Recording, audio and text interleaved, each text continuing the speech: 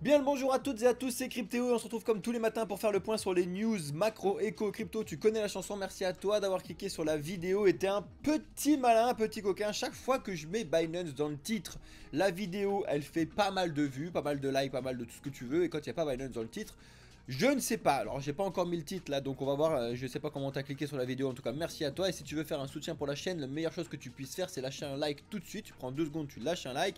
Et pour les petits malins qui adorent faire ça en ce moment, lâche un commentaire, le commentaire favori de la team pour l'instant c'est let's go. Si tu le fais au moment où je te le dis, t'es le meilleur, merci à toi en tout cas. Et si jamais vous nous découvrez, aujourd'hui vous avez envie de découvrir un petit peu l'écosystème crypto, d'avoir de vraies bonnes informations et d'arrêter d'avoir de la désinformation, de savoir comment ça fonctionne, la finance traditionnelle, savoir comment fonctionne l'investissement, etc. On vous explique tout ça, donc je t'invite à t'abonner à cette chaîne et à regarder un petit peu nos différents réseaux, surtout de venir nous rejoindre sur notre Discord. Voilà, donc on va faire le point sur les news et ce matin il y a des petites news assez croustillantes. On va revenir bien évidemment sur le bazar de multi-chain parce qu'il y a eu des informations que je voulais vous montrer précisément de comment il y a des acteurs qui récupèrent de l'argent, bref, enfin qui ont réussi à les bloquer.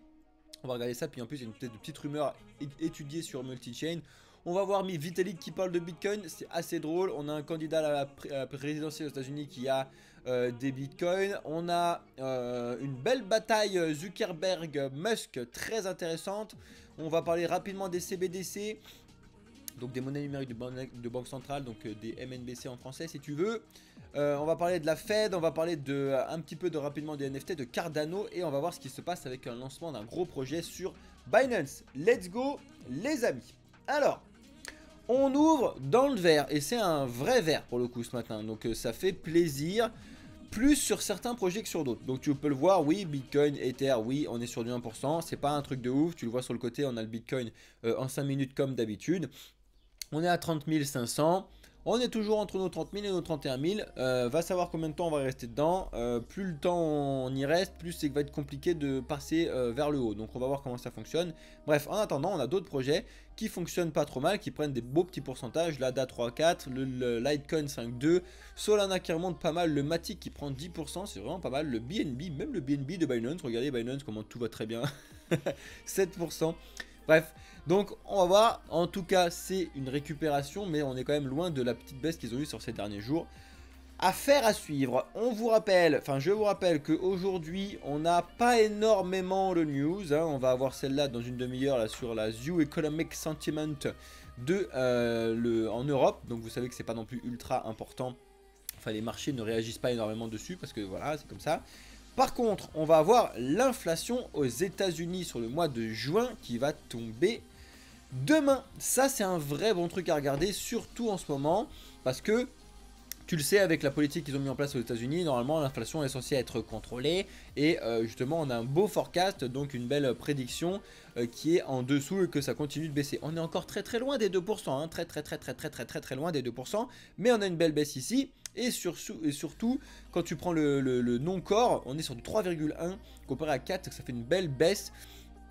Franchement, si c'est respecté, bah bravo. Si c'est encore mieux, bah ça va faire un gros bullish sur les marchés. Par contre, si c'est au milieu, bah à voir. Et alors là, s'il y a une catastrophe et que ce soit en train de monter plutôt que de faire ça, bah prenez vos shorts à la main et allez à la piscine. Ok, let's go. Bon, je vous ai parlé de Bitcoin il y a 2 secondes. Vous le voyez, j'ai l'impression de faire un retour en arrière complet. On avait exactement la même situation pendant les lives de... Attendez, on va laisser ça comme ça et je vais remonter. C'était quel moment de live où on était exactement dans la même situation? On est en quoi là? Tac. On est en mars. Ici. Quand on était là, c'était un vrai bazar. Pendant des semaines. Donc c'était au tout début de Blockchain Capital quand on a lancé un peu le projet, ouais, février-mars, où les premiers lives que je faisais en récupérant la chaîne, etc. On était en plein là-dedans, on a duré là-dedans pendant, je sais plus, des semaines.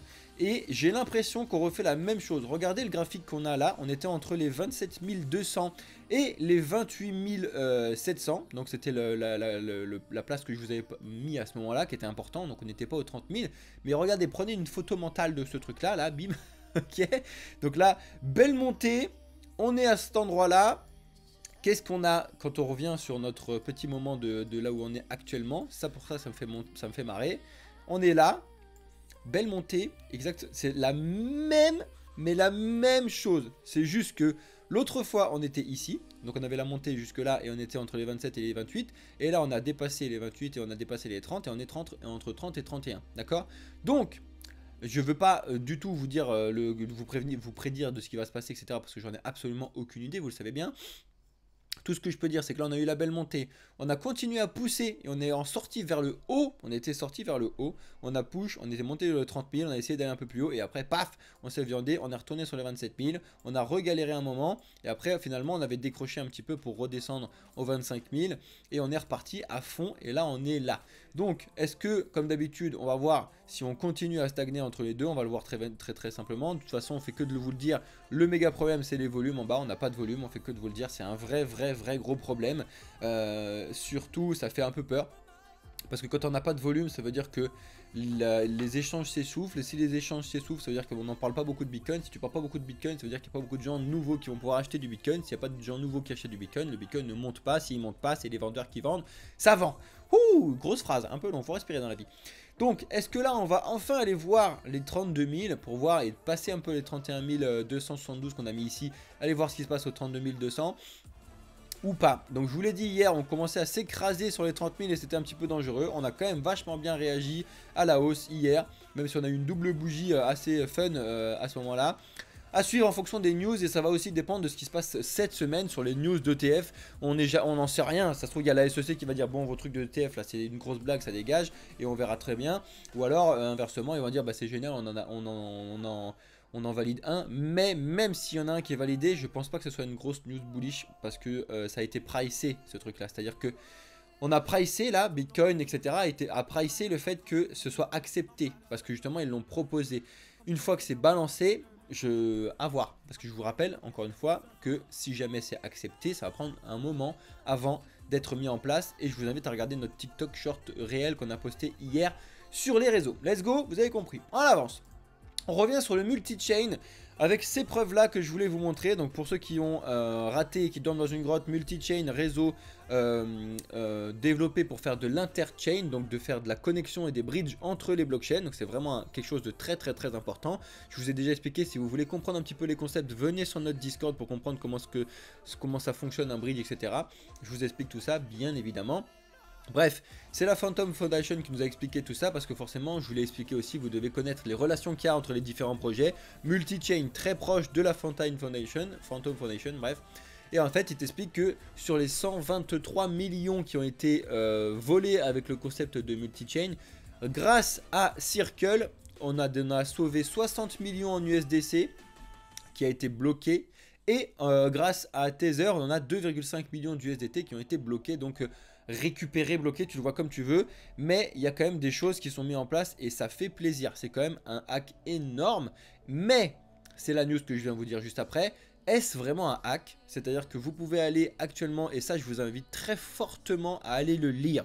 Oui, c'est en anglais, vous utilisez les intelligences artificielles pour faire vos traductions si vous le voulez, maintenant ça arrive. Vous devez vous mettre ce site-là en favori, Chainalysis, ça fait partie des gros projets qui sont là pour analyser les données on-chain, d'où leur nom. Et ils se posent une vraie bonne question parce qu'ils ont découvert un petit peu des choses suspicieuses. Est-ce que Multi-Chain Protocol était réellement la cible d'une attaque d'un hack ou est-ce que c'était tout simplement un rug pull, donc un scam, un rug pull, une arnaque, tout ce que vous voulez, vous voyez comme vous voulez. En tout cas, je vous invite à voir ce petit article, c'est pas long, allez, il y a 5 pages, vous allez regarder ça et vous allez vous faire votre propre idée, c'est le but du jeu. Comme d'habitude, se renseigner c'est primordial, comprendre l'écosystème c'est primordial et de toute façon multi-chain c'est réservé aux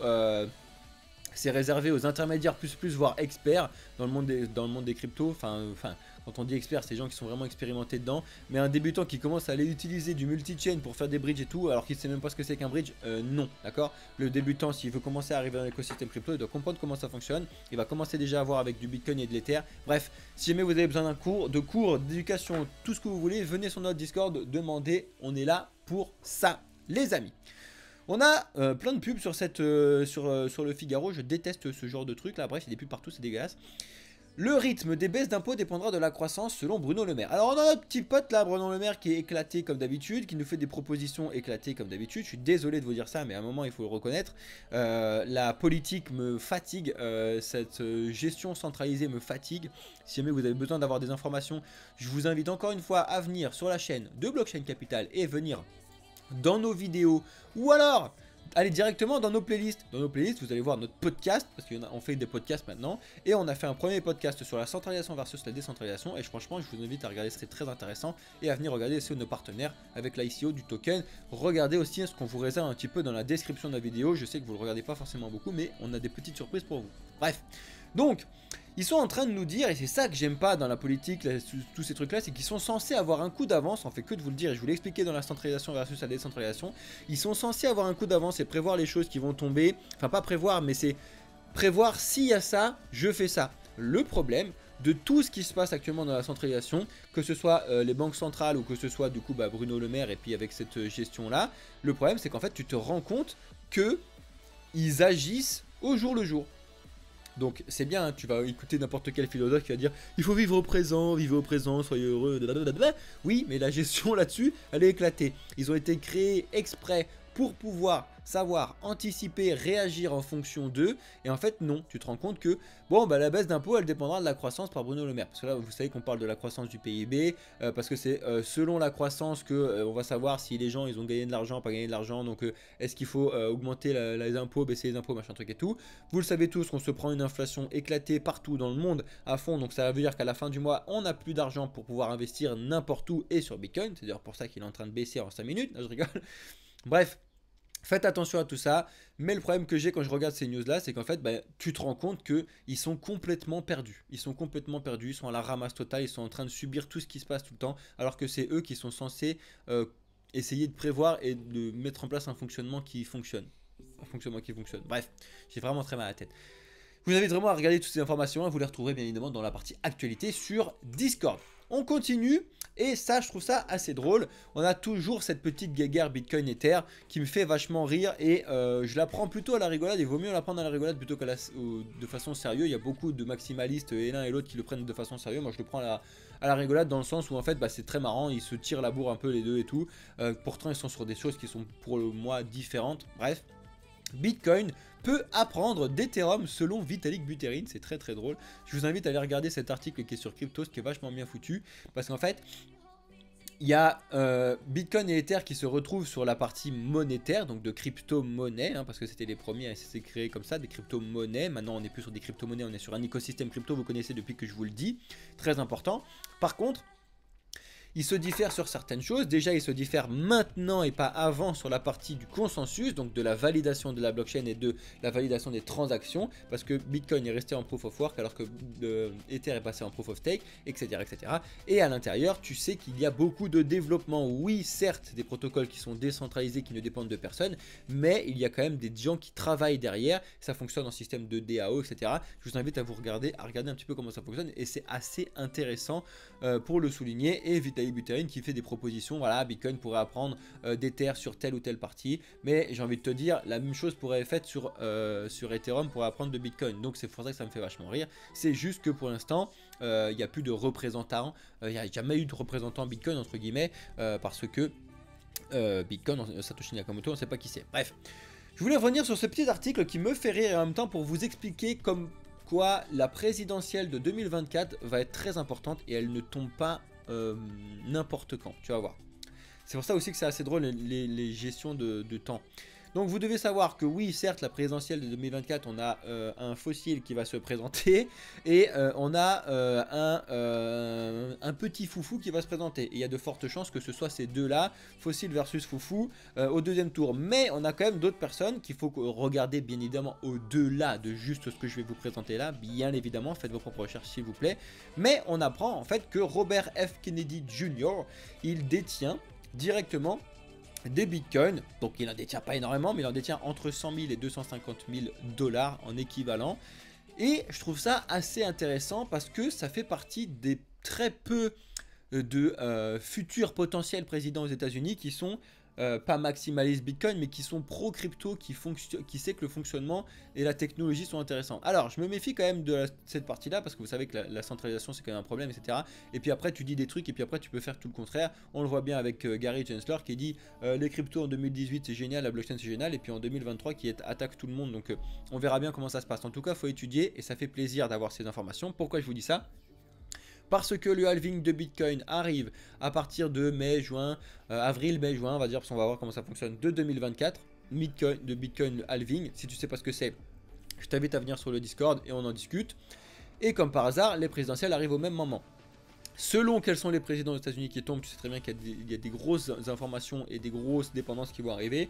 Et au moment où on a le décalage, tu sais qu'à chaque fois le bull run arrive entre 9 et 10 mois après le bull run, le halving de Bitcoin. Donc encore une fois, le passé ne reflète en aucun cas l'avenir, mais il est intéressant et important à connaître. Bref, tu connais la chanson. En attendant, ça arrive plus ou moins au même moment. Et on va du coup avoir ou alors un nouveau président ou alors le président qu'on a actuellement à partir de 2024 qui va être au moment de ce potentiel bull run, de ce potentiel étude qu'on est en train de regarder. On verra tous bien comment ça va se passer à ce moment là, mais c'était important que je vous le montre. Ok, on avance. Désolé, je prends un peu de temps sur cette partie là parce que je trouvais que c'est important. Notre fameux Dogecoin chute suite à la bataille de Musk-Zuckerberg sur Twitter. Alors ça me fait marrer ce truc là parce que je sais pas si vous avez vu, mais il y a une petite bataille qui fait entre Elon Musk et Mark Zuckerberg sur Twitter. Il y en a qui disent qu'il faut se retrouver sur le ring, il faut se taper dessus et tout. Tout simplement pour la simple et bonne raison que tu sais très bien qu'Elon Musk a racheté Twitter, d'accord? Que sur Twitter, on peut faire des threads, ok? Donc c'est ce que nous on est en train de vous mettre en place aussi pour Blockchain Capital. Je vous invite vraiment à aller vous abonner à notre chaîne Twitter et regarder ce qu'on vous pose. Et comme par hasard, on a Elon Musk, on a Mark Zuckerberg, donc le fameux patron de Meta qui gère à peu près tout, Instagram, WhatsApp, Facebook, etc. Et il s'est dit, tiens, je vais lancer une plateforme pour concurrencer Twitter qui va s'appeler... Comment elle va s'appeler? Tiens, sur Twitter, on met des threads, je vais l'appeler Thread. Ça me fait marrer. Bref, donc ils sont tous les deux en train de se taper dessus en mode de vraiment gaminerie très très drôle. Et cet article là me fait marrer parce qu'ils sont en train d'essayer de lier le Doge à cette histoire là. Et le Doge respire depuis qu'on a cette petite guéguerre. Alors voyez-le comme vous voulez, moi ça me fait marrer. Le Doge... En vrai c'est marrant, c'est intéressant, ça fait ce que vous voulez avec, vous le savez très bien. Ils sont en train, le Doge pour le coup à l'inverse de certains autres shitcoins, c'est une vraie blockchain, c'est un vrai truc qui sert à rien, mais c'est un vrai truc qui commence à essayer de servir à quelque chose, on est d'accord. Mais c'est une vraie blockchain avec du vrai minage derrière, etc. C'est pas juste un truc éclaté. Bref, tout ça pour vous le dire. Vous devez connaître les raisons entre tous ces projets là, etc. comme d'habitude. Mais ça me faisait marrer de vous dire un petit peu cette petite guéguerre Musk Zuckerberg et sur quel sujet, je sais pas si vous l'avez vu. Nous on n'est pas encore sur Thread, peut-être qu'on y sera, on va voir. En tout cas ils ont déjà pas combien d'utilisateurs, c'est énorme. Ça, je vous inviterai à le lire vraiment, ça peut vous intéresser. Il y aura 24 monnaies numériques de banque centrale d'ici 2030. Donc on a un peu de temps, tu me diras, il y a 7 ans. Mais c'est une étude qui a été faite du coup, je sais plus par qui, mais qui a été présentée sur Cointelegraph. Aware et Al, bref, regardez un petit peu ce qui se passe, mais tu sais que les banques centrales des principaux pays sont en train de mettre en place leur monnaie numérique de banque centrale, donc MNBC en français, CBDC en anglais, et ils sont en train de développer ça d'ici 2030.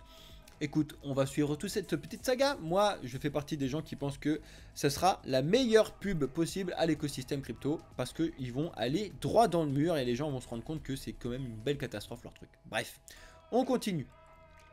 Justement, en parlant de banque centrale, il y a une étude qui a été faite sur gold.org, je vous invite à le regarder aussi. Plein d'études sont faites actuellement sur l'or et tu le sais que l'or a été abandonné au début du XXe siècle pour justement passer à un autre système d'impression de billets géré directement par les banques centrales. Ok. Avant ça, en fait, les banques centrales existaient quand même, mais en fait, elles avaient de l'or et en fonction de l'or, elles émettaient des billets. Et maintenant, elles émettent des billets comme elles veulent. Donc, c'est un petit peu le bazar, tu sais très bien. Et actuellement, en fait, on se rend compte depuis la crise du Covid de 2019 et encore plus depuis la petite guéguerre qu'on a en Ukraine. Les banques centrales achètent et amassent et accumulent de plus en plus d'or. Donc tu te poses des questions, pourquoi? L'idée elle vient tout de suite, ils accumulent à chaque fois de l'or en prévention d'une potentielle crise. En 2008 c'était la même chose et avant c'était la même chose, etc. Parce que c'est l'or qui, tu peux te reposer dessus, on s'est toujours reposé dessus historiquement parlant. Donc c'est intelligent de leur part de faire ça, on verra bien, mais en tout cas ils accumulent de l'or et je vous invite à regarder un petit peu cette étude là. Ils accumulent vraiment énormément d'or depuis Covid et depuis encore plus 2022. Affaire à suivre. Ça, vous devez obligatoirement aller lire cet article sur CoinTribune. Je ne vais pas vous le lire, comme d'habitude, je ne suis pas là pour vous faire lire les articles, vous allez le voir tout seul. Mais le titre est assez intéressant, la destruction du système bancaire par la Fed et par notre ami Jérôme Powell. Regardez, alors, prenez bien évidemment des grosses pincettes, hein, ça ne veut pas dire que tout ce qui est là-dedans est vrai, comme d'habitude, mais il faut se faire sa propre opinion. Donc il faut regarder ça, il faut regarder d'autres choses, etc. Et c'est comme ça que vous allez vous faire vos propres opinions. Jamais suivre qu'un seul truc, c'est complètement débile, d'accord? Découvrez comment la dévaluation des obligations par Jérôme Powell, le président de la Fed, a euthanasié l'économie mondiale. C'est le but de cette étude, enfin de cet article. Allez regarder un petit peu ce qui se passe, avec des citations sur du Twitter, avec des explications, regardez comment ça fonctionne, des beaux titres, des belles choses, et franchement c'est très enrichissant, très intéressant. Et sur le même sujet, je vous invite vraiment très fortement à aller regarder les vidéos que Marc vous sort, parce que c'est des vrais masterclass qui sortent le dimanche. Donc je sais que vous n'êtes pas forcément tout le temps là pour pouvoir suivre le live de Marc du dimanche, c'est pour ça qu'on vous le remet en rediffusion là-dessus. Allez regarder ce qui est dessus, c'est vraiment une masterclass et on vous attend dans les commentaires. Donc ça, vous allez le lire, je vous le mettrai bien évidemment le lien dans le Discord tout à l'heure, mais ça c'est vraiment important. Passez franchement 20 minutes à lire ce truc-là, 15 minutes, ou je sais pas, faites ce que vous voulez, en plus en français, ça va aller vite. Allez regarder ça, c'est vraiment très important, et après on en discute, et mettez-moi ça dans les commentaires de la vidéo YouTube si vous êtes là. Pour les NFT, vous savez que c'est compliqué en ce moment, et justement on va en parler pendant le podcast de demain, mercredi 12 juillet 2023, avec Monsieur Rabbit, donc qui a sa propre chaîne YouTube axée sur les NFT et le Web3. On va faire ça, un podcast avec lui et avec Alex. On va parler forcément du Web3 et des NFT. On va souvent parler de Blur, on va souvent parler d'OpenSea, on va parler de ces choses-là. Actuellement, Blur, tu sais qu'ils sont arrivés début 2023 et ils ont écrasé le game complet. Parce qu'ils sont passés devant OpenSea, mais très largement. Par contre, en fait, tu te rends compte que 98,88% des Blur holders, donc de la crypto Blur derrière cet écosystème là, sont en train de perdre de l'argent. Bon, après c'est normal, on est toujours en bear market, donc forcément quand tu arrives avec un projet, peu importe quand, pendant un bear market, c'est normal que tu arrives et puis après il baisse. Enfin c'est normal actuellement. Donc, il ne faut pas non plus prendre ces trucs-là en mode ouais bon c'est une catastrophe, ça fonctionne pas, nanani nana. Non, c'est pas vrai, il faut juste comprendre comment ça fonctionne et c'est intéressant et ça remet un petit peu des choses en perspective qu'il faut que vous étudiez, que vous connaissiez. Voilà. Et je vais peut-être réussir à faire une journée live moins longue que les autres. Bienvenue à ceux qui sont sur YouTube sur cette vidéo aujourd'hui. Vous le savez, j'aime bien vous parler du projet Cardano depuis qu'ils sont en train de faire une réelle avancée technologique. Non, le prix n'explose pas. Non, je ne sais pas si le prix va exploser. J'en sais rien. Tout ce que je sais par contre, c'est que l'utilisation du Cardano est de plus en plus importante. Parce que en fait, ils font vraiment des développements technologiques depuis 2022, la sortie de la mise à jour Hydra, etc. Je vous invite à regarder un petit peu ce qui se passe. Ils ont fait vraiment des grosses mises à jour très importantes. Alors comme d'habitude, il faut les tester. Enfin, elles sont testées, mais quand je te dis les tester, c'est qu'il faut envoyer des gros hackers dessus pour voir si ça fonctionne pas, etc. Mais en tout cas, Cardano ADA, qui est un des principaux concurrents d'Ether, de Solana, etc., qui a d'ailleurs été créé par un des cofondateurs, co-créateurs de Ether, ça fait réfléchir de voir un petit peu ce qui se passe là-dessus. Et franchement, l'écosystème Cardano, c'est pareil, je vous invite à regarder un petit peu ce qui se passe. Ils font des résumés, des rapports semaine sur tout l'écosystème. Et quand tu cliques dessus, tu regardes un petit peu l'écosystème et tu te rends compte qu'en fait, il y a vraiment de nouveaux projets qui sont en train d'être construits. Il y en a quand même énormément. Il y a beaucoup d'utilisation des wallets, etc. qui sont en train d'être mis en place. Et franchement, c'est assez intéressant. Regardez un petit peu ce qui se passe. Vous allez sur le site de Cardano et vous regardez un petit peu les informations que vous trouverez dessus.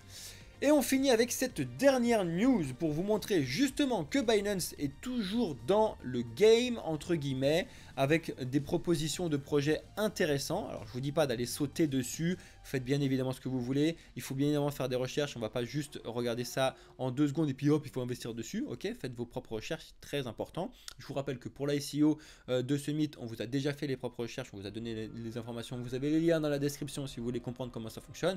Je sais que vous êtes pas mal en attente, je sais pas si vous attendez le KYC ou si vous attendez tout simplement d'avoir plus d'informations ou quoi, n'hésitez pas à nous poser des questions sur l'écosystème Summit, on vous a fait une AMA, oui je suis désolé on l'a pas enregistré pour ceux qui n'étaient pas là, mais justement posez vos questions sur la vidéo qu'on vous a mis sur YouTube, hein, vous allez dans notre playlist, vous êtes dans nos partenaires, on vous a fait une vidéo sur l'ICO de Summit, et une autre vidéo qui va arriver en partenariat, et on vous explique tous les partenariats qu'on a mis en place avec Summit. Bref, tout ça pour vous dire, si jamais ça vous intéresse, regardez un petit peu ce qui se passe dans la description. En tout cas, on a Arkham qui lance son exchange de données on-chain, et le token qui arrive sur Binance justement en ICO, qui est lancé sur Binance aujourd'hui, le 11 juillet, depuis 2 h du matin, avec la RKM sur le Binance Launchpad, ok. Donc la crypto bourse enregistrera les soldes de BNB utilisateurs pendant 6 jours du 11 au 17 juillet, donc tu sais comme ça fonctionne pour avoir l'allocation sur Binance. Ils vont prendre en photo de tes BNB que tu as sur Binance pendant X temps, bref, pour avoir ton allocation, hein, tu connais un petit peu l'histoire. Pourquoi je vous parle de ça? Parce que Arkham fait partie des projets un petit peu police de la blockchain, si tu veux, où en fait ils te mettent en place de l'intelligence artificielle, des projets qui vont surveiller ce qui se passe sur l'écosystème blockchain, et pour regarder en détail les transactions, comment ça fonctionne, etc.